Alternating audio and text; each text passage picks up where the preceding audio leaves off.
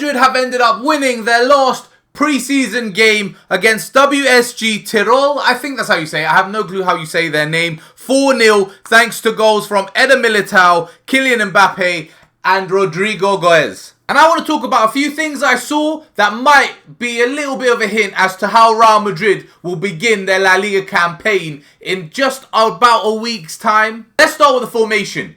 At the Club World Cup, Real Madrid were playing predominantly 5-back. In nearly every game, except for the first one, I think it was, where Rodrygo was playing right wing, every single game after that, Real Madrid were playing 5-back or some sort of variation of the 5-back. But it seems that not only in this game, but in the previous game behind closed doors against Leganés, they also played 4 at the back in a 4-3-3 system. And I think this might be a little bit of a hint as to how Real Madrid will open their La Liga campaign. There were times in this game where Tchouameni did drop into the CDM position. There were times where Real Madrid did look like a bit of a 5-back. But it was only for moments. It was only for certain phases of play. Generally, they were in a 4-3-3. And I personally, I think I've said this in the past, but I personally have always favoured a 4-back 4-3-3 formation over a 5-back formation. It's a personal thing. There's nothing really behind it. I just don't really like 5-back formations. But if this is how we will set up, then I think the team is pretty clear as well. The only real question mark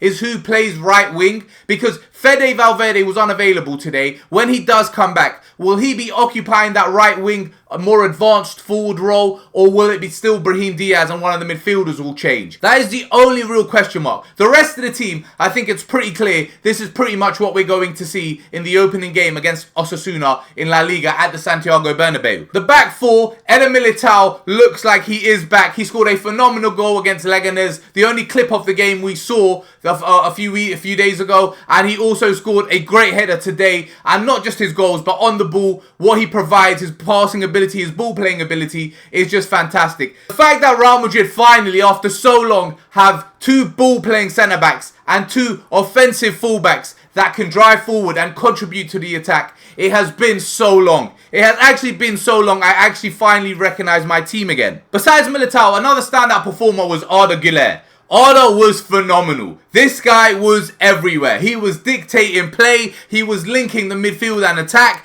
He was playing them final cute little balls through to the forwards. He got 1 assist to Kylian Mbappe. He could have got a second, but unfortunately Kylian wasn't able to convert. But the pass he put him through with was fantastic. And Arda Guler is looking like a real problem this year. And with the trust that Xabi Alonso seems to have in him and his ability and output in the past few games, he is looking like his assist numbers could be real good. He's looking like his assist numbers could be fantastic come end of the season if he can just maintain the form or continue doing what he's doing.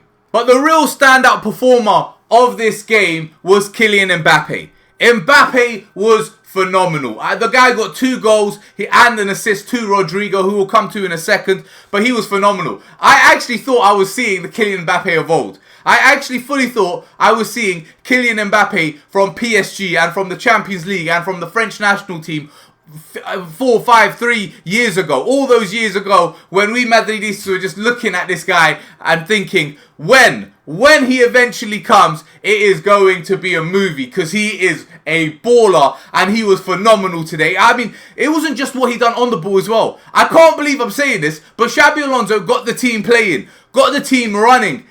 Both Kylian Mbappe and Vinicius Jr. were putting in a shift. I mean, there were times where, I think there was one moment in the game where Vinicius Jr. was our last player. He was our left back. Because Carreras had pushed forward, the opposition team was counter-attacking, Dean Howson was covering, and the ball ended up loose, and it was Vinicius Jr. who got onto the loose ball just on the edge of our penalty box. He was fully sprinting back. Like, it looks like we've got the Vini of old back. The Vini before he got converted into a striker by Carlo Ancelotti and he got told you don't need to do your defensive work. And he used to run and defend. It looked like we got that Vini back. Now, it is pre-season and I am not getting carried away. And I'm trying my best not to get carried away. But it's just very, very, very encouraging to see. It's just very encouraging to see that he's doing it. And their willingness and their work rate off the ball has nothing to do with the opposition. The opposition's level and how good they are have absolutely zero to do with the work that Vinicius or Mbappe or anyone in our starting 11 or in our team is doing off the ball. That's got nothing. The only person that has anything to do with is the player himself, and to an extent the manager and the team. So the fact that Vinicius and Mbappe were both running and both putting in the work, that's something we can be very, very encouraged by, and something we can get carried away with, as opposed to the overall scoreline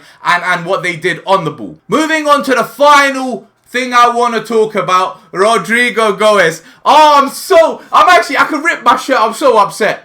I'm actually so upset because once again, Rodrygo plays on the left. He gets a small cameo sub appearance for last 20 or 30 minutes. It's a pre-season game. You can tell that the team have lowered gears. They're no longer trying to really score. They're just trying to get their pre-season work and on board, and trying to not get injured and see the game through so they can get into La Liga and be at 100%. You can see it. They've lowered their gear. They slowed down. But yet still they're playing at a decent level, and still Rodrygo is impressing. And still Rodrygo is doing what he does. And still Rodrygo is getting a goal. He was good. He was very, very good. And he's doing what we said, or what I've said he does whenever he plays on the left wing. When Rodrygo plays on the left wing, he gets stats. Whether it's a goal, whether it's an assist, he gets it. And his link-up play with Kylian Mbappe was phenomenal. And always has been, to be fair. Even last year, his link-up play with Kylian Mbappe has been fantastic. Rodrygo has this ability of playing very, very well with whoever he plays with, and being able to play these neat, intricate 1-2 passes with anyone he plays with. He kind of, in that regard, reminds me of Karim Benzema. Because Benzi had this knack of being able to play with everyone and giving everyone this pass or this outlet when they needed it, and an opportunity and an option to bounce the ball off of them. And Rodrygo does that as well. He always has or gives his teammates the option, or puts himself in a position to bounce the ball off of them, or be the person they bounce the ball off. So in that regard, he reminds me of Karim Benzema. But I don't want to spend too much time talking about Rodrygo.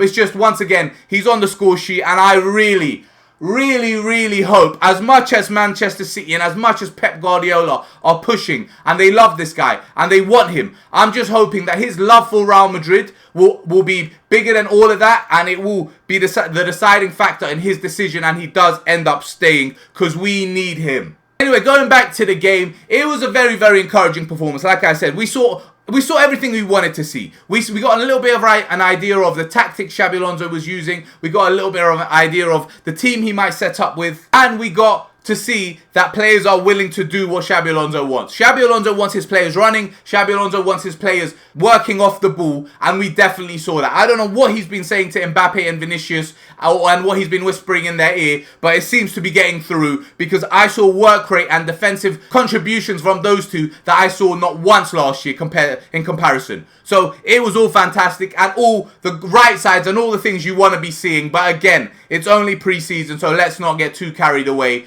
but let's be encouraged. Anyway, I'm going to call the video there. Thanks for watching, and peace.